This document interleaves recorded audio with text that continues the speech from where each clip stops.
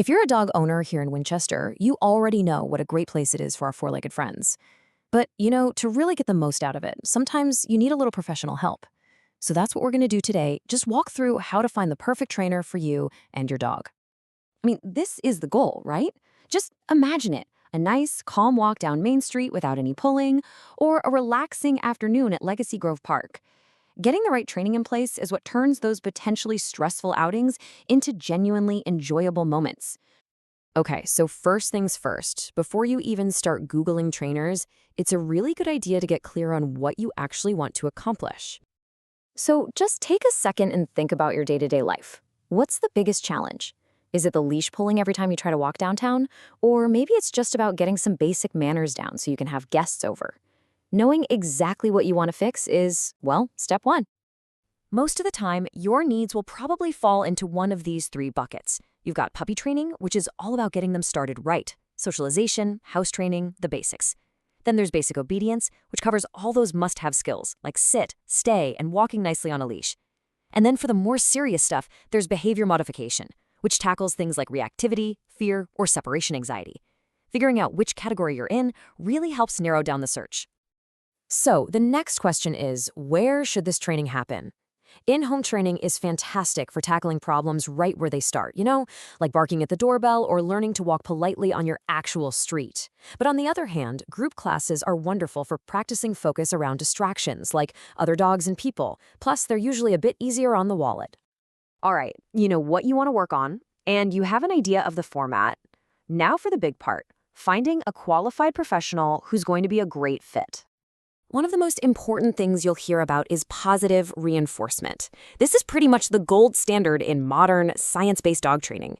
It's not about forcing or punishing your dog. It's about teaching them what you want them to do and rewarding them when they do it. It's way more effective, it's humane, and it really builds a strong, trusting relationship between you and your dog. Now, when you start looking at trainer websites, you might see a bunch of letters after their name. It can look like a real alphabet soup. But don't just skip over them. Those letters, those credentials, are actually a really good sign that a trainer has put in the work and is serious about their education. You don't have to memorize all of these, for sure, but just knowing a few can be really helpful.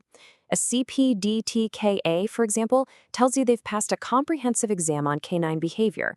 And if you're dealing with something more complex, seeing a certification like IABC-CDBC or CBCCKA means they have specialized training for those tough cases. Okay, so you've got a short list of trainers who look promising.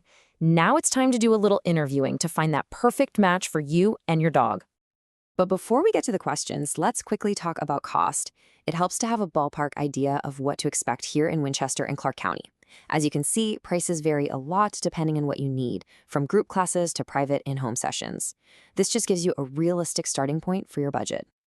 All right, here are 5 fantastic questions to have in your back pocket. Number 1, about their methods, is where you want to hear them talk about positive reinforcement.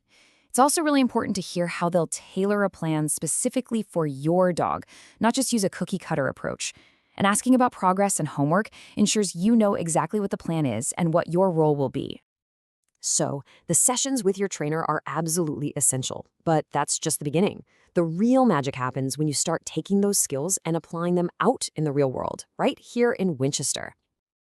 And speaking of being out and about, here's a quick local reminder for everyone. Winchester does have a leash law. All dogs have to be on a leash in public spaces, and a standard 6-foot leash is a great choice. It's not just about rules, it's about safety for your dog and everyone else, which is why those good leash skills are so worth practicing. So with that in mind, where are some good places around town to go practice everything you're learning? Well, Legacy Grove Park is amazing for its open spaces, perfect for working on stay or come from a distance. If you need to practice with more distractions, the trails at Lower Howards Creek Preserve are fantastic. And once you're ready to work on off-leash skills, making the short trip to the Ironworks Pike Dog Park in Lexington gives you a safe, fenced-in area to really nail that recall. So you do the research, you make the investment, you put in the practice. What's it all for? What's the real payoff at the end of the day? Well, it's about so much more than just fixing a problem or two. It's really about helping your dog become a confident, happy, and well-behaved member of your family, and a great canine citizen here in our Winchester community. Seriously, just think about how much more you could enjoy this amazing city with a dog you can confidently take anywhere. It makes life better at home, on your street, and everywhere you go. Here's to all your training efforts and to enjoying a fantastic life together with your best friend.